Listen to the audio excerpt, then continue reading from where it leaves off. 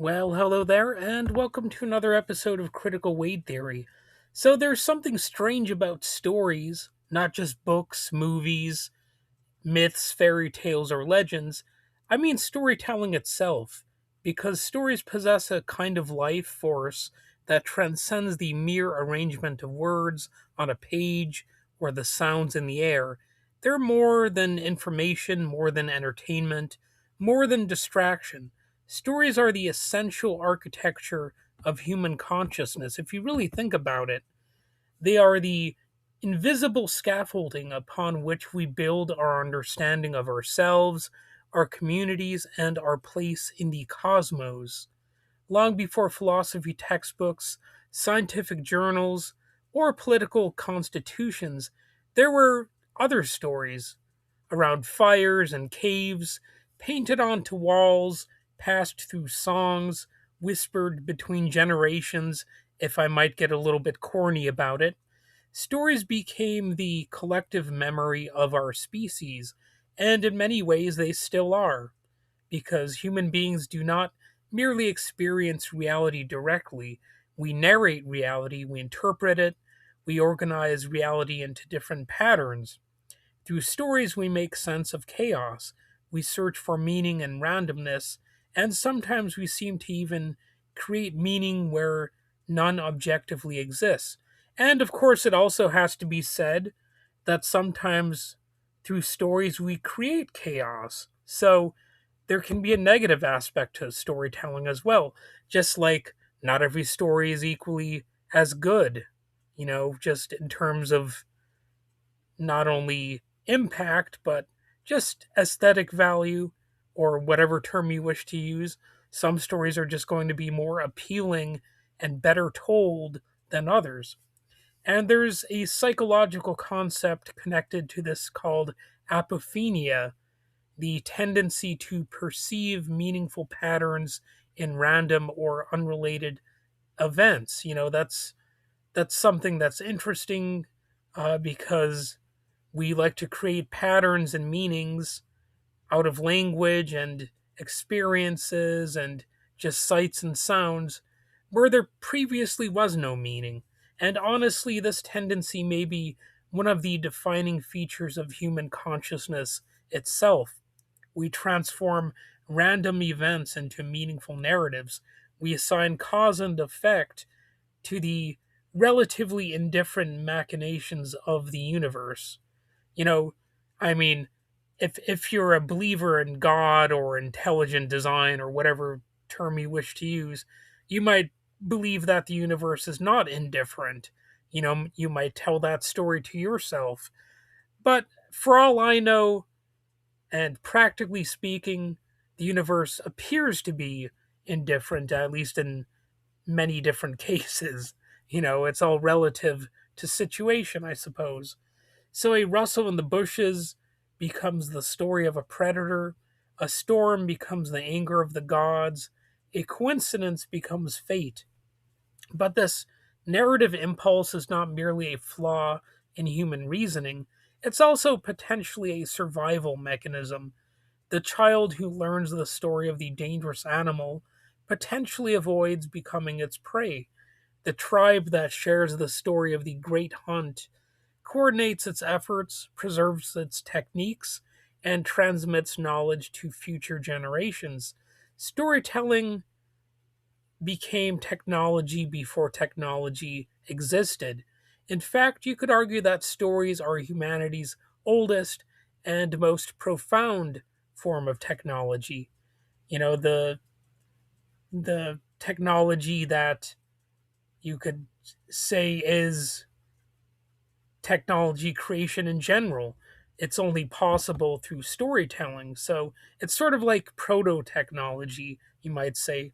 It's more fundamental than fire, more transformative than the wheel, because stories allowed knowledge to survive death over time. And once knowledge could survive death, civilization became possible, for lack of a better term. Stories are also how abstract concepts become emotionally real, like justice, love, sacrifice, freedom, all that jazz. These ideas are invisible until narrative gives them form. A society can write laws about justice, but it's stories that allow people to emotionally experience injustice even from a great distance. You don't have to experience some terrible event or injustice in order to understand it. And that has something to do with the power of language and the transmission of ideas, sometimes across cultures. And that's why I fight this premise that, the culture must be preserved as we know it. The international collaboration between cultures, the transmission of different languages and whatnot, that's supposed to be so scary. But actually, it can just as well be beneficial. So I'm not a fearmonger when it comes to that kind of stuff. I'm not afraid of foreign ideas necessarily. So a philosopher can define sacrifice, but compelling stories make us feel its cost. This is why narratives have always been central to religion, politics, nationalism, revolution, culture in general, and identity itself. As Jean Jacques Rousseau famously wrote in 1762, man is born free, and everywhere he is in chains. Now, think about that sentence. It lasted not simply because it is philosophical, but because it activates narrative imagination. Man is born free and everywhere he is in chains. It tells a vast story about civilization, power, and human existence in really a single line. So it's a very powerful sentence. It's like it really transports you through time and through just the general servitude and the horrors and hardships of humankind, and there's not even any specific information in that sense. So that's why it's such a great quote. It just shows you the power of a narrative, of communication, and stories. So stories compress vast realities into emotionally graspable forms, and perhaps this is why they become so dangerous as well, because narratives do not merely reflect reality, they shape reality. They organize societies, define enemies, create heroes, and sometimes establish or even dismantle moral boundaries. Even conspiracy theories operate through storytelling structures. Conflict, hidden forces, secret motives, revelation. Human beings are deeply drawn to narrative coherence, even when the narrative itself is false and potentially misleading or easily abused. And in fact, but one of the quirks of all this too is that you can have good ideas, good stories, good intentions behind them, and people can still apply good stories in a bad way, as I'm sure you can imagine. I don't need to go through a huge list of examples of that. I'm sure you understand that premise just through life experience. And if you don't, well, maybe I could follow up in another episode and elaborate on that. But the point is, people can take good ideas and do bad things with them.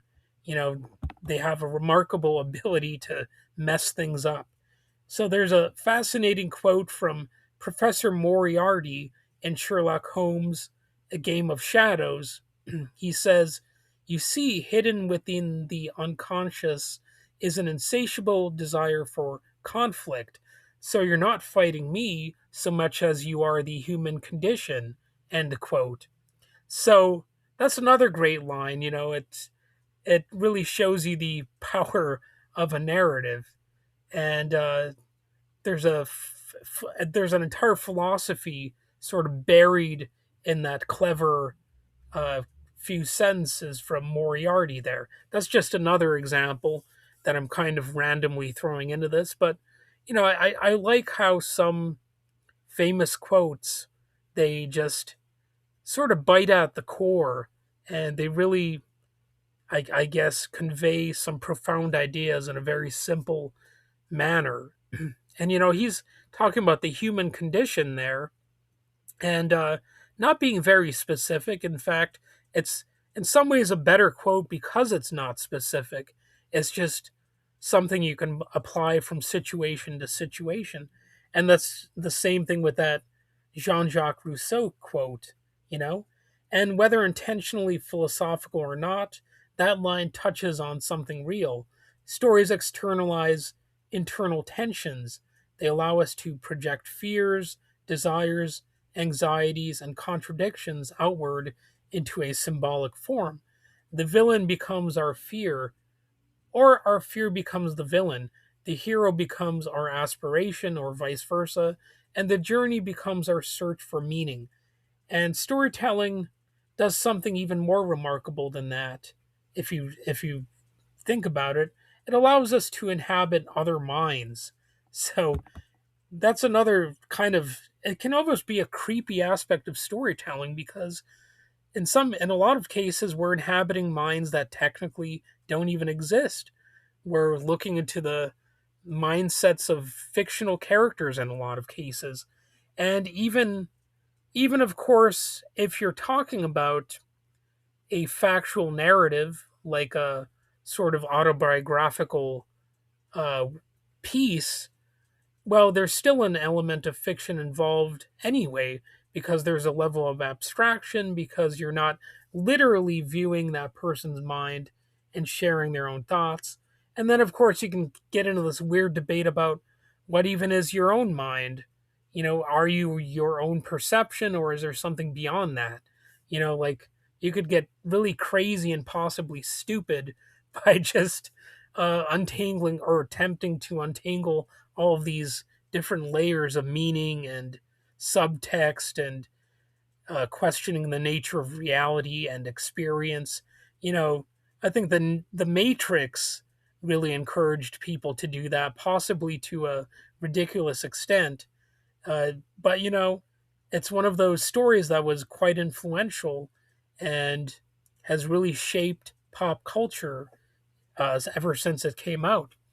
An experience lives uh, a lot of different dimensions and different angles. And to experience lives we have never lived, we can pick up a fictional book, or watch a movie. We can feel emotions beyond our immediate circumstances, suffer alongside strangers, and understand perspectives outside our own. In this sense, stories were the original virtual reality technology, long before computers, before cinema, before whatever simulation theory is. A narrative could transport consciousness into another world. So some filmmakers, writers, musicians, and even visual artists have this ability to emotionally immerse us in experiences beyond ourselves. And like I suggested, we do that to each other, even if we're not famous filmmakers, or other creative geniuses, or whatever. We always are immersing people in our own tales. The things that we say are very basic ideas. We're encouraging people to get involved in our own thought processes, and sometimes to hopefully share our feelings. And in fact, even some instrumentals, some songs that don't have lyrics or vocals, some instrumentals seem to have this strange ability to transport us to other universes merely through sound, even without a singer or a storyteller. And the sounds and our emotional responses could seemingly weave their own narratives. So that's another freaky aspect of this that I don't think people talk about often enough. Because I think that's really interesting. That's one of the reasons I really respect instrumentals, because they can really tell a story without having to conventionally tell a story. I think that's pretty amazing. Like, if you listen to something like I don't know, a famous classical music piece, or an instrumental by Dick Dale or something like that. Any number of people. Of course, the good, the bad, and the ugly. The music to that movie by Ennio Morricone. I'm probably mispronouncing his name, but anyway, like, great theme. It tells a story. You don't necessarily even know exactly what the story is, but man, it like puts you through like an emotional journey of some kind. And that's the power of music and storytelling. And then of course you have songs that have actual lyrics, and man, sometimes they can really have an impact. I mean, it's kind of a cliche to say that music doesn't really have that much power to change the world, but I think it kind of does, just in ways we don't necessarily perceive. It's just not all tending to happen like in a glaringly obvious way. But believe me, music does have some sort of transformational power. It just might happen over time, and it's one of those things that we just aren't fully aware of as it's happening. And the most powerful aspect of storytelling may be the ability to build radical empathy. The story of the stranger becomes less strange once we have walked a mile in their moccasins, even fictional ones. A well crafted narrative bypasses purely logical defenses and creates emotional connection. It doesn't merely tell us information, it rewires how we understand the world. Modern neuroscience even suggests that stories activate multiple regions in the brain simultaneously. Narrative engagement becomes an active neurological experience rather than passive observation. Stories create cognitive resonance. They synchronize emotion, imagination, memory, and meaning into shared experience. And this may explain why humans become emotionally attached to fictional characters who never existed, because psychologically, emotionally, and neurologically, those experiences become partially real to us. But perhaps the deepest story of all is the story we tell ourselves about ourselves. Let's not totally sidestep that. The very basic fact that we have beliefs and values about ourselves, there's something pretty incredible about that. Boy, I butchered the word incredible there. But anyway, identity itself is a narrative. Your memory of who you are is not a fixed object. It's an ongoing story under constant revision. You might try to keep it the same, and to your imagination, maybe you do, but you're constantly interacting with a world that is putting you to the test in one way or another. And out of stubbornness, sometimes you might even foolishly try to retain, your previous beliefs about yourself and the universe. I mean, we all do that to some extent. There are some things that we probably should have changed about ourselves and that we should change in the future, but maybe we just won't because we stubbornly cling to a story a little bit too much. So again, stories are not just something that is good. I'm not trying to convey that either. It's like it's like anything. There can be good aspects to it, but also bad aspects. So every new experience gets integrated into the narrative structure of the self, who you believe you were, who you believe you are, and who you hope to become. And when that narrative thread begins to fracture, the sense of self can fracture with it. You can see this in certain forms of trauma, dissociation, and mental illness, where the continuity of personal narrative becomes disrupted or fragmented. So the self is not merely a biological organism, it's also a story under construction. And maybe that's why storytelling feels so natural to us, because consciousness itself may function narratively. Dreams become stories, memories become stories, history becomes stories. Even the future exists largely as imagined narrative projection. We are storytelling creatures living inside storytelling minds. In the end, stories are the invisible threads connecting us to both ancestors and descendants. They preserve culture across generations, transmit values, encode warnings, share hopes, and perhaps most importantly, they remind us that individual human lives, however temporary, participate in something larger than themselves. Stories survive us. They outlive kingdoms, governments, empires, sometimes even religions. So, you know, you can wonder where we're going to be in the future as a collective. But even after we're gone, you know, perhaps our story will somehow linger on. I don't know that for a fact, but it's in the imagination of great sci fi writers, some who probably haven't even been born yet. And despite all our technology, all our data, all our so called algorithms, human beings still hunger for narrative because stories are not secondary to human existence and experience, they are central to it, as necessary as breathing, as natural as dreaming, as vital as loving. And maybe the real question is not whether stories shape humanity. Maybe the real question is what stories are shaping us right now.